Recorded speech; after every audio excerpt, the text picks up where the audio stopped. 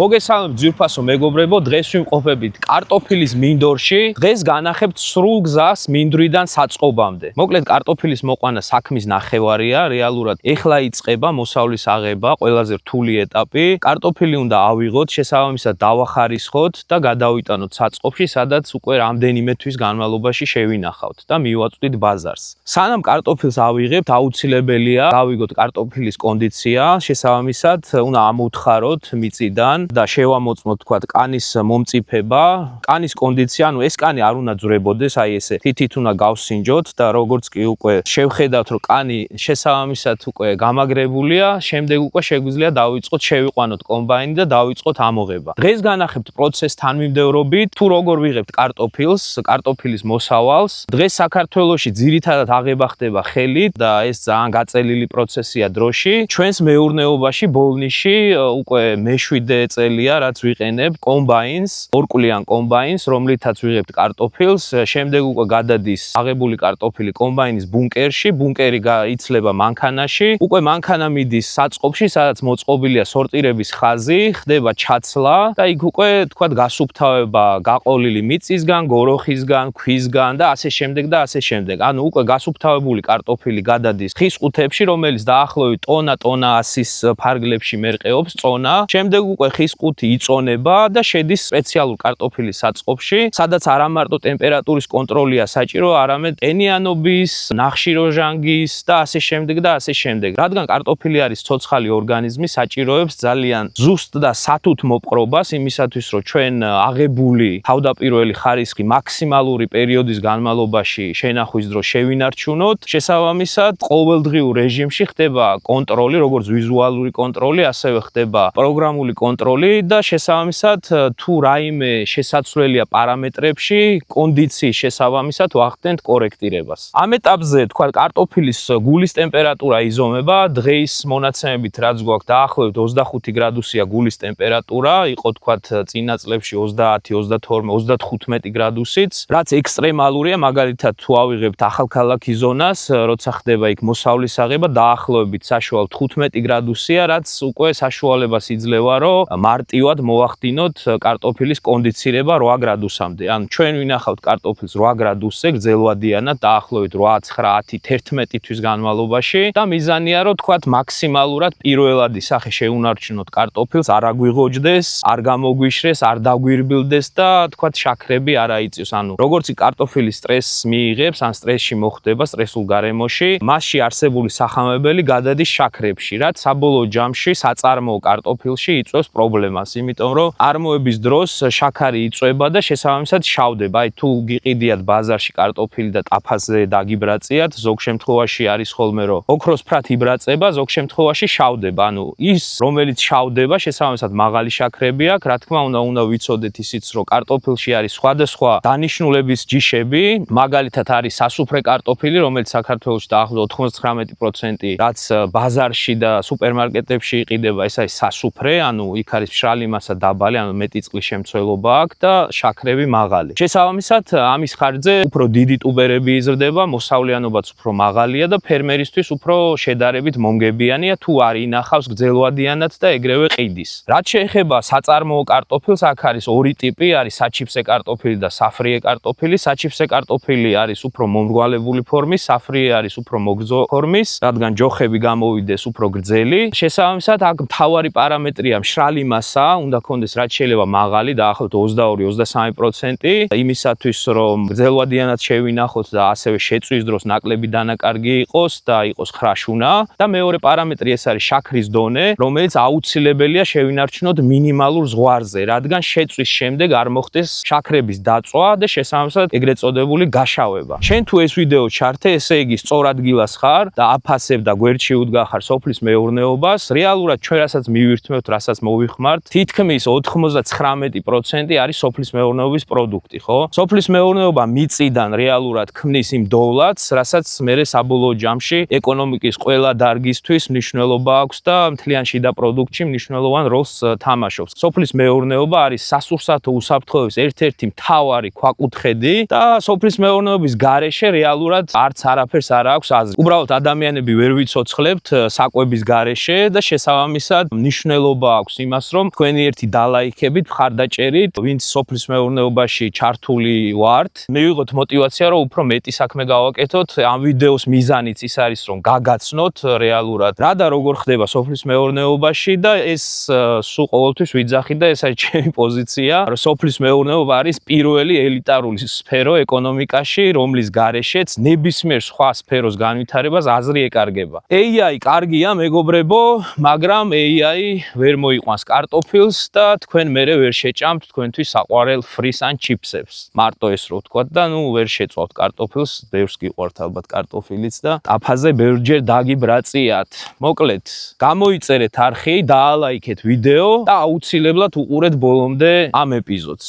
მოკლედ, მეგობრებო, სანამ დავიწყებთ კარტოფილის აღებას, აუცილებელია შევამოწმოთ კარტოფილის კონდიცია მინდორში. ზურა არის ჩვენი მთავარი აგრონომი ამ მეურნეობაში. ბევრჯერ ალბათ უკვე იცნობთ, ბევრ ვიდეოში ხარ. როდის დავთესეთ, რომ უთხრათ მაყურებელს, რა პერიოდის მერე ხდება აღება და როგორ უნდა დავადგინოთ ეგეც რო აუხსნათ, მოკლედ. მოკლედ, ეს კონკრეტული ნაკვეთი დათესილია თებერვალში, 24, 25, 26 თებერვლის მონაკვეთში. ის მერე რეალურად გასულია უკვე 150 დღე. აქ არის დათესილი არსენალი, მაღალი მშრალი ნივთიერებების და დაბალი შაქრის შემცველობით. სპეციალურად ჩიფსების წარმოებისთვის არის ეს ჯიში გამოყვანილი და ნუ საშუალოდ საგვიანო ჯიშად ითვლება. კი ბატონო, ესე იგი თებერვალში დაითესა, უკვე ივლისში ვიღებ. პირველი, თქვათ, აღებამდე რას უნდა დავაკვირდეთ მინდორში, ანუ როგორ უნდა მივხვდეთ, რომ კარტოფილი მზად არის, უკვე ჩამოყალიბებული ასაღებად. ვახდენთ ნაკვეთში კარტოფილის ამოღებას, კანი აღარ უნდა ძვრებოდეს, მოკლედ. თუ რაღაც მიზეზების გამო ხა წესი ცოტა ტენიანი წელი იყო, სიგრილე იყო და ცოტა დაგვიანდა შემოსვლა, ვახდენთ ფოჩის მოცილებას, ასე ვთქვათ. თენარის მიწის ზედა ნაწილის მასის მოცილება. ნუ გათიბით ბევრი მეთოდი არის, შეიძლება დესიკაცია გააკეთო, შეიძლება გათიბო დაახლოებით 10 დღით ადრე. დესიკაცია რო ახსნათ, რას ნიშნავს და რისთვის არის აუცილებელი? არის ეგეთი ქიმიური კლასია პესტიციდების, დესიკანტები, რომლებიც არ შედიან მცენარეში. მხოლოდ ზედა იმ ფოთოლს წვავენ, სადაც დაესხმება კონკრეტულად. იგივე მეთოდია ფოჩის, ასე ვთქვათ, გათიბვა რა, ზედა ნაწილის. როდესაც მცენარეს აღარ აქვს ზედანაწილი, ის იწყებს ასე ვთქვათ, ფლის რომ დამთავრდა ვეგეტაცია და იწყებს კანის გამაგრებას. დესიკაციიდან გათიბვის შემდეგ დაახლოებით 2 კვირა არის საჭირო, 10 დღე 2 კვირა, რომ კანი სრულად ჩამოყალიბდეს. დესიკაციისა გათიბვის დროს აუცილებლად ხმარობთ ხოლმე კიდე კონტაქტურ ფუნგიციდებს რა. ეგრისთვის არის საჭირო. როდესაც ეს ფოთლმწვანე მასა ეყრება ძირს, ხო? სოკოსპორები, რომლებიც არსებობენ ფოთოლზე, ისინი შესაბამისად ნიადაგზე იყრებიან და თუ მოხდა მათი კონტაქტი ნაყოფზე, არის შანსი, რომ ფიტოფტორა ამ ხნის განმავლობაში გახჩდეს ფიტოფტორა, რომელიც შესაბამისად მე საწყობს შეყვება და პრობლემები იქნება შენახვის დროს. დაინტერესებს მაყურებელს, რომ ეს არსენალი, თქვათ, რამდენი აიღეთო, რამდენს იღებთო მოსავლიანობა ჰექტარზე რა გვაქვს. საბოლოოდ დასათვლელი იქნება, მაგრამ ნუ ამ მომენტისთვის სადღაც 40 პლუსით არის რა. საშუალოდ 40 ტონა. ოღონდ ეს 40 ტონა სორტირების შემდეგ, როცა ვაცლით მექანიკურ დაზიანებას, მიწას, კოჭს და ასე შემდეგ. სუფთა კარტოფილი რა, და ფურაშს, ასევე აი წვრილი, თქვათ, შეიძლება გახლეჩილი იყოს, ან ასე გაჭრილი და ასე შემდეგ რა. ანუ სუფთა, რასაც ქვია, საწყობში გადარჩეული შეტანილი კარტოფილი. დადებული უკვე 40 ტონა. და ერთი კითხვა მაქვს, წეღან ავხსენი სხვადასხვა ტიპის ჯიშების სხვადასხვა დანიშნულებით. სასუფრე ჯიშები როგორ განსხვავდება მოსავლიანობით, თქვათ, საწარმო ჯიშებისგან, ეგ რო ავხსნათ. ასევე მნიშვნელოვანია მარტო ერთი პარამეტრი არა, ხო, თქვათ, მივიღე იქ რაღაცა, ამდენი აქ ამდენი, მაგრამ თუ ვინახავ, თქვათ, 8-9 თვის განმავლობაში, აი მაგაზე როგორ მოქმედებს. ხო, სასუფრე როგორ წესი შეიძლება 50-60, ესენიც კი არის შესაძლებელი, მაგრამ საკმაოდ რთულია, იმიტომ რომ რის ხარჯზე ხდება ეს 60 ტონის? წყლის ხარჯზე. ანუ ბევრი წყალია ტუბერში და იზრდება დიდი ლამაზი, ესე ვთქვათ, გლუვი და სავალი შესაბამისად მეტია. საწარმოებში წყალი ნაკლებია. თუ გადავითვლით მშრალ ნივთიერებაზე ჰექტრულ მოსავლიანს, შეიძლება ერთი და იგივე იყოს რაოდენობაში. ანუ მან განსხვავებას გვაძლევს შენახვის პერიოდი. შენახვის პერიოდით, და დანაკარგი შრობის მაჩვენებელი. ანუ შენახვის დროს ბევრად მეტი წყალი აქვს და შესაბამისად მეტი წყლის აორთქლების საშუალება აქვს და ასე ვთქვათ, იშვებს კარტოფილი. გადასამუშავებელი კარტოფილი უფრო დიდხანს ინახება. ბევრად ერთი წელი შევინახეთ. თითქმის 12 თვე გახდა. ანუ არსეოს ფორები, თქვათ, აი მარტივად რო ავიღოთ უჯრედი. სასუფრე კარტოფილში ეს უჯრედი უფრო ფართოა. სადაც არის წყალი დაკავებული, ხო? საწარმოო კარტოფილში შალი მასა მეტია, ეს ფორა უფრო ნაკლებია. საწყობში, თქვათ, 8 თვე თუ შევინახავთ და აქ მექნება წყლის აორთქლება, თქვათ, 3%, 4%. იქ ორჯერ მეტი შეიძლება. ხო, ორჯერ მეტი შეიძლება 10%-იც გქონდეს რა. ამიტომ იმ კარტოფილს, რომელსაც ვინახავთ, ან საწარმოო კარტოფილს, თქვათ, კონტრაქტით მუშაობთ და შესაბამის ქარხანას ვაწვდით, ყოველთვის ჯობია რომ გამოვიყენოთ, ნუ სხვა ჯიშს ვერც გამოვიყენებთ, ხო? მაგის ხარჯზეა, როგორც ახსენე ეს მოსავლიანობა, მაგრამ მე მგონია რომ ეგეც ეხა იმდენი ახალი ჯიშია, რომ თავისუფლად შეგვიძლია მიუახლოვდეთ, თქვათ, სასუფრე კარტოფილის, შეიძლება ვერ ვაჯობოთ, მაგრამ დიდი განსხვავებაც არის. თუ ფრიზეა ლაპარაკი შეიძლება იყოს, იმიტომ რეალურად საჩიფსეზე მოთხოვნაც არ გაქვს იმ ზომის კარტოფილი და უფრო შედარებით დიდებზე საშუალო ზომაა საჭირო რა. და ფრიზე რაც უფრო გრძელი და დიდი იქნება, უფრო უკეთესია რა.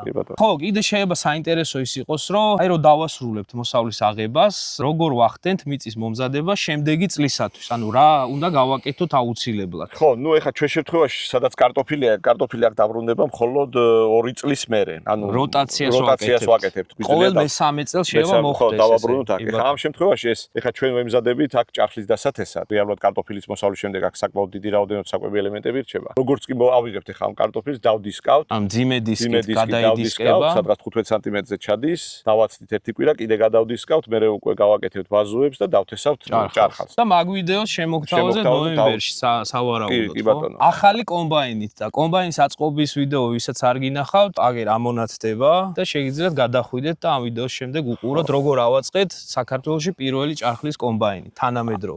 ამღებ. ეხლა რაც შეეხება იმ ნაკვეთს, რომელსაც ვამზადებთ კარტოფილისთვის. როგორც წესი იმ ადგილას ხორბალი ეთესა, ხორბლები ეხლა აღებულია უკვე, არის ნაწვერალი. როგორც კი ტექნიკა გამოგვითავისუფლდება და გვექნება საშუალება ამ ნაწვერალს ეგრევე სასწრაფოდ დავდისკავთ, რომ არ მოხდეს ნიადაგიდან წყლის დაკარგვა. მერე უკვე ჩიზელს ვაკეთებთ აუცილებლად. რა სიღრმეზე? 60 სანტიმეტრზე მეტს ჩავდივართ, რაც მეტი უკეთესი. ჩვენ შემთხვევაში როგორც კარტოფილი შესაბამისად მხოლოდ კარტოფილის წინ ვაკეთებთ ჩიზელს. ფაქტია რომ ჩვენ ვერ გავურვივართ ნიადაგის დატკეპნას, იმიტომ დიდი ტექნიკით ვმუშაობ და ასე შემდეგ და ნიადაგი ქვეშ იკეთებს ქუსლს, რომელიც შემდეგ თქვა ნალექების ჩასვლას სიღრმეში უშლის ხელს და ზამთრის ნალექების შენახვას და ასე შემდეგ. ზედაპირულად მიედინება და ასე ვთქვათ გადარეცხვა იცის. ამიტომ ვაკეთებთ ჩიზელს და თოვლი მოსული ზამთრის განმავლობაში ნალექი იჟონება და გროვდება სახნავი ფენის დაბლა. და გაზაფხულზე ასე ვთქვათ დანაკარგები ნაკლები გვაქვს და რწყაზეც ებჩნევა რომ შედარებით ნაკლები წყალი გვჭირდება სეზონის განმავლობაში. პლუს ამას აი მაღალი ინტენსივობის წვიმები დაიწყო ამ ბოლო პერიოდში, ხო, მუსონური რაღაც ეგეთი და ვარცოფებს არ წარმოქმნის, ასე ვთქვათ, კარტოფილი, ჩარეცხვას არ ხდება რა ამ ბაზოებზე. და ეს წყალი მათ შორის სასუქების მინერალები გადარეცხვა, ხო, ანუ ეს მიდის და ნუ გროვდება რაღაც პერიოდის განმავლობაში, აძლევს საშუალებას, რომ მიწა შეიწოვოს ნალექი. ვაკეთებთ ჩიზელს, შემდეგ უკვე ესე სადაც ოქტომბერში ნავთ 35 სანტიმეტრზე, მოხდის შემდეგ ვაკეთებ ბაზო. აი ახლა როგორი ფორმაც აქვს ნაკვეთს და ახლა ეს არის ბაზოს კეთება. ნუ საჭირო შეაქ მინერალური სასუქები, ფოსფორი, კალიუმი ძირითადად და ვაკეთებთ. ამის კეთების პლუსი რა არის ჩვენ შემთხვევაში? ეს არის ბოლნის რაიონი და ზაფხული ძალიან მალე დგება და მაღალი ტემპერატურებია. ჩვენი მიზანია რაც შეიძლება მალე დავთესოთ კარტოფილი. თებერვალში ბოლოსკენ. როდესაც ნიადაგი დაბაზოებულია, აი ეს ბაზოების ზედაპირი შრება მალე და გვაქვს საშუალება რაც შეიძლება ადრე შევიდეთ, ასე ვთქვათ, ტექნიკით. მოვახდინოთ ძალიან სწრაფი დათესვა. და კალიუმი და ფოსფორი რატო შეგვაქვს და თქვა მოქმედების პერიოდიც რო აუხსნათ. კალიუმი და ეხლა ჩვენ ხაrovთ აქ ნახწერ შეიძლება კალიუმის სულფატი გამოვიყენოთ, მაგრამ ნუ ხაrovთ კალიუმის ქლორიდს. კალიუმი მოსავლის ზრდაზე არ ახდენს გავლენას, მაგრამ არსებითია კარტოფილის ხარისხისთვის, ში კალიუმის შემცველობისთვის, შენახვის ხარისხისთვის, კანის კარგად ფორმირებისთვის, შალი მასის კალიუმის გამოყენება არ გამოყენება სადღაც +-3% შალი მასის ზრდას უწყობს ხელს. პლუს ამას დაავადებების მიმართ გრადობა. ფოსფორს რაც შეეხება, ფოსფორი არის პირდაპირ პასუხისმგებელი ფესვთა სისტემის განვითარებაზე და უბერების გამონასკვრის რაოდენობაზე რა, არის პირდაპირ პასუხისმგებელი. თუ არის მისი დეფიციტი, არ იქნება კარგად განვითარებული ფესვთა სისტემა, არ იქნება კარგად განვითარებული გამონასკვა, შესაბამისად მოსავლის ნაკლები იქნება, შესაბამისად მცენარე იქნება არაჯანსაღი და ასე შემდეგ. დარგვისას ვიყენებთ ამონიუმის გვარჯილას, მაგრამ ვიყენებთ კაცრად რეგლამენტის მიხედვით. რომელიც პასუხისმგებელია მწვანე მასის განვითარებაზე. რა თქმა უნდა, არ იქნება მწვანე მასა, ვერ მოხდება ზის ენერგიის გადამუშავება, ფოტოსინთეზი არ იქნება იმ დონეზე წარმატებული, როგორც უნდა იყოს. მე მგონი ამომწურავად მივაწოდეთ ინფორმაცია. ვეცადეთ. ერთი ნახევარია თქვა კარტოფილის მიწის მომზადება, დარგვა, რწყვა, წამლობები და მიყვანა მოსავლის აღებამდე და მეორე არანაკლებ მნიშვნელოვანი, მარტო მოსავალი მივიღე ყანაში და კარგია, მან დავთავრდება პროცესი, ხო? თუ ყანაში მარშრუტკა არ გიდგას და ეგრევე არ ყიდი. ხო, ისა. მაგრამ მანდაც მნიშვნელოვანია, რომ ანუ სწორედ ამოიღო, არ დაგიწვას მზემ და ნუ აქ ექსტრემალური პირობები გვაქვს ბოლნისში, განსხვავებით ახალქალაქისგან, როცა 15 გრადუსია იქ ამოღების დროს და აქ 35. შესაბამისად, მეორე პროცესი არანაკლებ მნიშვნელოვანია, აქედან უკვე კომბაინით აღება, მერე მანქანაში ჩაყრა, მაქსიმალურად რბილად, რომ მექანიკური დაზიანების რისკები გამოვრიცხოთ, მაგრამ ბოლომდე ვერ გამოვრიცხავთ, რაღაც პროცენტი, 1-2% მაინც ზიანდება, რომელიც მერე უკვე ლენტზე, სორტირების ხაზზე ხდება ამის გადარჩევა, მოცლა. აი მესამე პროცესი უკვე, თქვა ჩვენ შემთხვევაში, როცა 11 თვე უნდა შევინახოთ კარტოფილი, იდეალური პირობების შექმნა იმ დროს, როცა ვახდენთ კონდიცირებას, რომ კარტოფილმა სტრესი არ მიიღოს და აქ არსებული, როგორც წინაზე აგიხსენით, აქ არსებული სახამებელი არ გადაიქცეს შაქრად. თუ გადაგვექცა შაქრად, ალბათ თქვენს გაგისჯავთ ტკბილი, მოტკბილო კარტოფილი, როცა შეგიწვიათ ტაფაზე, ეგ ნიშნავს, რომ შაქრის დონე აიწია და ეს უკვე საწარმოოდ უარგისი ხდება. ჩვენში ტკბილი კარტოფილი ჭამაუყვარს ვიღაცა ჭამო. ბატატი თუ გიყვართ, ბატატი იყიდეთ. 150 დღე გვინდა დათესვიდან აღებამდე და მერე 360 დღეა კიდე საწყობში კარტოფილი. დაახლოებით ეხა ივლისში რო ვიღებთ ხოლმე, ვამთავრებთ ალბათ მეორე წლის ივნისში, ხო? აი ერთი თვე გვაქვს ცარიელი საწყობი, ესე რომ ვთქვათ, ახალ მოსავლამდე. 11 თვე შეგვიძლია შევინახოთ და ასევე ისიც ვახსენოთ, გარკვეული პერიოდის განმავლობაში, როცა ვინახავთ კარტოფილს საწყობში, აუცილებელია გამოვიყენოთ ინჰიბიტორები, ხო? ეგრეთ წოდებული აღოჯების საწინააღმდეგო ბუნებრივი ბიო, ვთქვათ, ზეთებს ვეძახით, ეთერზეთები. მენთოლი, ჩვენ შემთხვევაში ხა მენთოლიზეც ვიყენებთ. წელს გამოვიყენებთ მენთოლს, პირველი წელი იქნება, როცა გამოვიყენებთ მენთოლს, რადგან სხვა პრეპარატები, რასაც ვიყენებდით, უკვე ფიზიკურად აღარ არსებობს. ყველა გადავიდა ამ თქვათ ზეთებზე, რადგან ზეთი უფრო ეფექტურია. ამჟამად არსებობს ბუნებაში ორი ზრდის შეჩერების ინჰიბიტორი რა. ერთი არის მენთოლის ზეთი, მეორე არის ფორთოხლის ზეთი, ციტრუსის კანზე არსებული ზეთი. მეთოდიც არის ორი შეტანის, ასე ვთქვათ, საწყობში ერთი არის ცივი და ყოველ დღე რა 1 გრამი ეთერზეთი 1 ტონა პროდუქტზე გაფრქვევით ხდება ცივი და ინტენსიური ნისლის ტრიალი. მეორე შემთხვევაში, რომელ გზაზე ჩვენ წავედით, არის ცხელი მეთოდი, სპეციალური აპარატი, სპეციალური აპარატი, რომელი ხო წვავს ამ ზეთს და შედის ნისლი. მაღალი ინტენსივობის ნისლია, რომელიც ყველა მიცით მენთოლის კევი და უშუალოდ დაგეჭავდა აგივარდება თავში. საკმაოდ მაგარი აორთქლება ახასიათებს და ინტენსიური აორთქლების პირობებში აციებს ზედაპირს რა. 5 მმ-მდე გაზრდილ ღოჩს კარტოფილის აი აქედან კარტოფილის თვალიდან რაც იზრდება, იმას წვავს და აფერხებს ერთი თვით მის გაღვიძებას. პრინციპში ჩვენ რატო გვჭირდება ეს რა? სათესლეს კი ვინახავთ 3 გრადუსზე, როცა კარტოფილი არ იღვიძებს, მაგრამ ამის შენახვა ხდება 8-9 გრადუსზე. საწარმოო კარტოფილის 8 გრადუსზე ხდება, რომ არ მოხდეს სახამებლის შაქრად გადაქცევა. და ამიტომ გვიწევს ამ იმის შესაბამისად დაცვა რა, აუცილებელია ამ იმის შეფერხება. რაც უფრო მეტად გავაციებთ კარტოფილს 4 გრადუსამ სათესლეს, უფრო გრძელდება ღაღივების პერიოდი, ანუ შეჩერებულია, მაგრამ ნუ ისიც იწყებს ხო გარკვეული 6 თვის შემდეგ უკვე ყველა კარტოფილი თითქმის იწყებს რა, იღვიძებს, ეს ბუნებრივი პროცესია. ამიტომ წელს გამოვიყენებთ მენთოლის ზეთს, რომელსაც სპეციალური დანადგარით აპარატით შეუშვებთ ვენტილაციასთან ერთად და ნუ მერე ვნახავთ შედეგებს რა. თქვენ არხი გამოიწერეთ, ვიდეო დაალაიქეთ და გამოიწერეთ. წავედით. მოკლედ მეგობრებო, ეხლა ვდგავართ კომბაინზე, როგორც კადრებში ნახეთ, ხდება ორი კვალის აღება და წინ მიდის ეგრეთ წოდებული ამომყრელი, რომელიც დამატებით 2 კვალს უკვე უყრის მესამე კვალში და უკვე კომბაინი იღებს 4 კვალს ერთად. შესაბამისად ამით პროცესი არის აჩქარებული და დაახლოებით მთლიანი დატვირთვით რომ ვიმუშაოთ 3.5-4 ჰექტრამდე შეგვიძლია ავიღოთ დღის განმავლობაში, თქვა დილის 7-დან საღამოს 5-მდე, 6-მდე. მოკლედ, მეგობრებო, დაახლოებით 1.5 კმ/სთ სიჩქარით მოძრაობს ტრაქტორი. მოდის 2 კვალი, ანუ 2 ბაზო და შესაბამისად მაქსიმალურად უნდა დავაკვირდეთ პროცესში, რომ არ მოხდეს ან ლენტის გაჭედვა, ან თქვა ქვის აყოლა დიდის და ასე შემდეგ. მნიშვნელოვანია არ დაზიანდეს კარტოფილი, სანამ ის თქვა გადავა უკვე სორტირების ხაზზე, ანუ მაქსიმალურად უნდა დაემთხვეს კარტოფილის კომბაინის ამღები ბარაბნები ჩვენს ბაზოებს იმისათვის, რომ არ იყოს დაზიანება კარტოფილის, არ დაიჭრას და ასე შემდეგ. ეხლა ამას რასაც ხედავთ თქვენ, ჯერ როგორც აგიხსენით, ესე იგი, ანუ 2 კვალი გადმოდის აქ მესამეში და უკვე აქ უკვე 2 კვალი, მესამე, ანუ 4 კვალს ერთად იღებს ჩვენი კომბაინი. შესაბამისად ამით დროც მცირდება, პროცესი ჩქარდება. ეხლა მოკლედ გადავიდეთ უკვე სორტირების ხაზზე. ძალიან მნიშვნელოვანია, რომ მინდვრიდან აღებული კარტოფილი მაქსიმალურად მინიმალური ზიანით მოხვდეს სორტირების ხაზზე. არხი გამოიწერეთ, ვიდეო დაალაიქეთ, წავედით სორტირებაზე. უკვე ტრანსპორტირება და სორტირება გავაკეთოთ. მოკლედ ეხლა შეიძლება დაგაინტერესოთ, თქვა კომბაინის გავლის შემდეგ რამე რჩება თუ ან რა რჩება მიწაში. აი მოდი ახლოს, თქვა აი ახლა ნახოთ რა შეიძლება იყოს აქ. აი ეს მე მოვიტანე. აი ესენი რჩება რა. ნუ ამას ჩვენ ვეძახით საფურაჟე კარტოფილს, რომელიც ისედაც არაფერში არ გამოიყენება თუ რამე დამატებითი გადამამუშავებელი არ გაქვს ამ დანაკარგების. ასე რომ კომბაინი ფაქტიურად არაფერს არ ტოვებს. შეიძლება ჩავთვალოთ, რომ ეგ არის 0.02%, რაც შეიძლება აი ეს ზომა კარტოფილის დატოვოს. წავედით.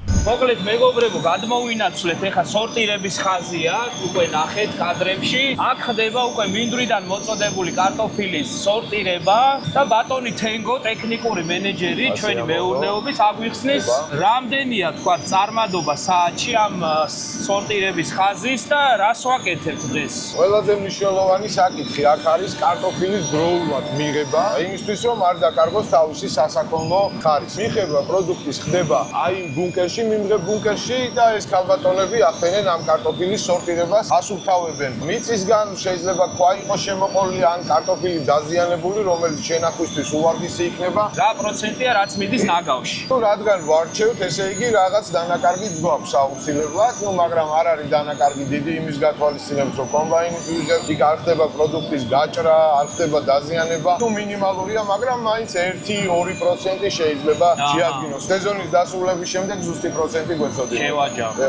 ხაზის წარმადობა რამდენი, აი საათში რამდენი ტონა კარტოფილის გატარება შეგიძლია? 15-დან 20 ტონამდე საშუალოდ ეს არის ჩვენი 15-20 ტონა. კი ბატონო. ხაზზე, სორტირების ხაზზე, აი ყველაზე მნიშვნელოვანი რა არის? ანუ რას აქცევ ყურადღებას? მნიშვნელოვანი არის, რომ მოხდეს მინიმალური დაზიანება. ყველა პროდუქტი, რომელიც ბრუნავს, რომელიც ეცემა თავისებური დარჩეჩვა თავისი, ნუ ვცდილობთ, რომ ეს მინიმუმამდე დავიყვანოთ იმისთვის, რომ შენახვაში შემდეგში ხელი არ შეგვეშვა. თვითონ ლენტები რეზინის არის, თვითონ მეტალთან შეხება არ უწევს, ხუთში ჩახრის დროსაც სპეციალური მიმართველები აქვს რეზინის, რომელიც ამ ვარდნას რეზინაზე ტრიალებს და მინიმალურამდე ვცდილობ დავიყვანო. მეგობრებო, თქვენ ნახეთ კადრებში სორტირების შემდეგ უკვე ხის ტონიან სპეციალური ხის ყუთები გვაქვს, რომელიც პოლონეთიდან ჩამოვიტანეთ, სპეციალურად დამუშავებული მასალა. შემდეგი რა პროცესია, მოკლედ რო ამის შემდეგ სორტირებული კარტოფილი უკვე გადადის სამასივრე განყოფილებაში და ხდება პირველ რიგში მისი მკურნალობა, გაშრობა და შემდგომ ამისა უკვე გაციების პროცესი. გაციება უნდა მოხდეს ეტაპობრივად, უნდა მოხდეს ამხისიერი გაციება არ შეიძლება რომ კარტოფილმა არ მიიღოს სტრესი. დღეში 9 გრადუსით, შემდეგ 1 გრადუსით უკვე ნელ-ნელა დაყავს ჩვენს სამიზნე ტემპერატურამდე. და ვინახავთ დაახლოებით 11 თვე, მეგობრებო. ეხლა გადავიდეთ მაგ პროცესს განახებ დეტალურად. აქ არის უკვე ასაწონი ზონა. აი რა ხდება, თქვა პროგრამულადაც რო აუხსნათ მაყურებელს, რა პროცესი გვაქვს აქ. სორტირების ზონის შემდეგ კარტოფილი უკვე ხდება მიმღებ ზონაში, მიმღებ ზონაში ხდება პროდუქტის აწონვა, თვითონ ყუთის მარკირება. ეხლა როგორც აღნიშნეთ, ეს არის მიახლოებით 1 ტონიანი კონტეინერები, რომელსაც აქვს თავისი უნიკალური კოდი. ხდება მე შემდეგ პროგრამაში შეყვანა ამ კარტოფილის ჯიშის დანიშნულების, რისთვის გამოიყენება სათესლია თუ საჩიფსია, ყუთის ნომრის უნიკალური კოდის და ამის შემდეგ ხდება უკვე ყუთის აწონვა, ამ თვითონ ყუთის მარკირება. ყუთის მარკირება სამომავლოდაც კარგია იმისთვის, რომ ხდება ავტომატურად ამისი იდენტიფიკაცია, მიკვლევადობა, რომელ რიცხვშია აღებული, როდის არის აღებული და პლუს მაგას პროგრამა გვაძლევს იმის საშუალებასაც, რომ დავინახოთ უკვე გატანის პროცესში შრობა რამდენი ქონდა. მოკლედ ესე იგი ყუთი შემოვიდა, აიწონა, გატარდეს უნდა სპეციალურ პროგრამაში, აი პლანშეტი რაც გიჭირავს. აქ არის ჩატვირთული პროგრამა, რომელიც დაკავშირებულია სერვერზე და აქედანვე შეგიძლია ამობეჭდო სტიკერი და განათავსო ყუთზე QR კოდით. QR უნიკალური კოდით, რომელიც არის ამ ყუთის პასპორტი. შემდეგ მეგობრებო, უკვე ყუთი შედის სპეციალურ კამერაში, სადაც ვიწყებთ უკვე კონდიცირებას და შესაბამისად როგორც გითხარით, გადასამუშავებელი კარტოფილის კონდიცირება ხდება 8 გრადუსამდე, ჩამოყვავს ტემპერატურა, ხოლო უკვე სათესლე კამერაში დაახლოებით 4 გრადუსის ფარგლებში. სათესლე კამერაში ვინახავთ დაახლოებით თებერვლის ბოლომდე კარტოფილს, ხოლო თქვა გადამუშავების თვის განკუთვნილ კამერაში ვინახავთ დაახლოებით 11 თვის განმავლობაშიც. გადავინაცვლოთ კამერაში და განახებთ როგორ არის განთავსებული ყუთები. აქ როგორც ვხედავ არის 5 რიგად დალაგებული და სპეციალურად დატოვებული ასევე საჰაერაციო ვენტილაციო ჭრილებია, სადაც ხდება ვენტილაციის, ანუ პრინციპი აქ ესე მუშაობს. გამაგრილებელიდან ადგარი ჰაერს უბერავს ბოლომდე, აქ ზევით ჩვენ ვხედავთ დამხმარე ვენტილატორებს, რომელსაც ჰაერი ბოლოში მიაქვს და ხდება მე ისევ შეწოვა და ამ ჰაერის მთლიანად შემოbrunება ისე ვენტილაცია, სრული ცირკულაცია. ეს არის საცირკულაციო ჭრილები, ასეთივე ჭრილები არის ყუთებს შორის კიდევ მოქცეული, მაქსიმალურად ხდება ჰაერი ისეა დალაგებული დაპროექტებული, რომ ამ გაგრილებული გრილი ჰაერის მოხვედრა იყოს შესაძლებელი ყველა ადგილზე. კი ბატონო. ესე იგი, მეგობრებო, პრინციპი არის როგორც თენგო მაგვიხსნა, რომ მაქსიმალურად, ანუ არ უნდა ჩავკეტოთ საჰაერო სივრცეები, იმისათვის, რომ თქვათ ყუთში მეტნაკლებად თანაბრად გაიაროს ჰაერმა და არ მოხდეს ჩახურება, ეგრეთ წოდებული, რაც მერე პრობლემებს იწვევს. ამიტომ ეს კონტეინერები, ცხის ყუთები სპეციალურად სტანდარტიზებულია იმისთვის, რომ როცა ხდება დალაგება, თქვათ აი ზოლებს თუ შევხედავთ, უნდა იყოს თანაბარი ჭრილები. როგორც თქვათ ერთმანეთს შორის დაშორება, ასევე თქვათ აი ამ კონკრეტულ ფიცრებს შორის დაშორება, ეგრეთ წოდებული ღრიჭოები რა. იმიტომ რომ თქვათ ჰაერის ის როგორია თვისება, რომ სადაც ნახავს თავისუფალ ადგილს, იქ გარბის. ხო, ამიტომ ეს აუცილებელია დავიცვათ რა. მართვა როგორ ხდება, მოკლედ ვითხარ. მართვა როგორ ხდება, ანუ ყველა საწყობი თავმოყრილია ერთ საერთო სისტემაში, რომელსაც თვითონ ამ სისტემას აქვს მართვის პანელი, სადაც შეგიძლია ნახოთ თითოეულ კამერაში რა ტემპერატურა გაქვს, რა ტენიანობა გაქვს, სიმაღლეების მიხედვით სად არის ტემპერატურა, როგორია დაბლა, როგორია მაღლა, როგორი. პლუს მაგას აქ მნიშვნელოვანია ჩვენთვის CO-ს კონტროლი, იმისთვის რომ არ მოხდეს კარტოფილის დასტრესვა და ჟანგბადი საჭირო რაოდენობით მიეწოდოს კარტოფილს. ამ ყველაფერს უკვე თვითონ პროგრამა აკონტროლებს, მითითებულია იქ პროცენტული რამდენი დასაშვები ნორმა რამდენი გვაქვს და ამ ნორმას როგორც კი აღწევს, მაშინვე იხსნება ფანჯრები და ჟანგბადი დიდარი ჰაერის შემოდინება ხდება კამერაში. ხო, მაგას დავამატებ იმას, რომ მარტო ავტომატიკა ვერ დაარეგულირებს კარტოფილის შენახვის პირობებს. ყოველდღიურ რეჟიმში ხდება ამის შემოწმება ინტენსიურად მაშინ როცა ვიღებთ და სანამ თქვა 8 გრადუსამდე დავიყვანთ, იმისათვის რომ თქვა კარტოფილი უნდა იგრძნო, ხო, ხელში უნდა დაიჭირო გაჭრა უნდა, თქვა შეწვა უნდა და ნახო რომ თქვა არ გაგექცა პროცესები. სტრესი არ აქვს მიღებული, თქვა რაიმე დაავადება არ გაგიჩნდა და ასე შემდეგ. შესაბამისად, პროგრამა გვეხმარება სწორად რეგულირებაში, მაგრამ ჩვენ პროგრამას უნდა მივცეთ შესაბამისი პარამეტრები იმისათვის, რომ თქვა რა კონდიციაში შემოვა კარტოფილი, ის კონდიცია როგორც საწყისი, ისე ავიღოთ და შესაბამისად ერთი თვის განმავლობაში ისე ჩავიყვანოთ 8 გრადუსამდე, რომ არც გამოგვიშრეს, სტრესი არ მიიღოს და ასე შემდეგ და ასე შემდეგ. კურნალობის პერიოდი გაიაროს სწორად. ჩვენთან მან სპეციფიური კიდევ რა არის? თვითონ ეს ჩვენი აგრეგატები არის გერმანული წარმოების, მაგრამ გერმანიაში მოყვანილი კარტოფილი და ბოლნისში მოყვანილი კარტოფილი ერთი და იგივე არ არის. არ არის ერთი და იგივე მიღების ტემპერატურა. ჩვენთან რადგან ცხელი მხარეა და რეგიონის ცხელია, პროდუქტის ტემპერატურა მაღალია და უფრო მეტ სიფრთხილეს მოითხოვს, რომ არ მოხდეს კარტოფილის დასწრესვა და მოხდეს სწორად გაგრილება. აქედან გამომდინარე, ეს არ არის სტანდარტული რაღაც პროგრამა, რომელიც მორგებულია და ყველგან ფეხი-ფეხზე გადაიდო.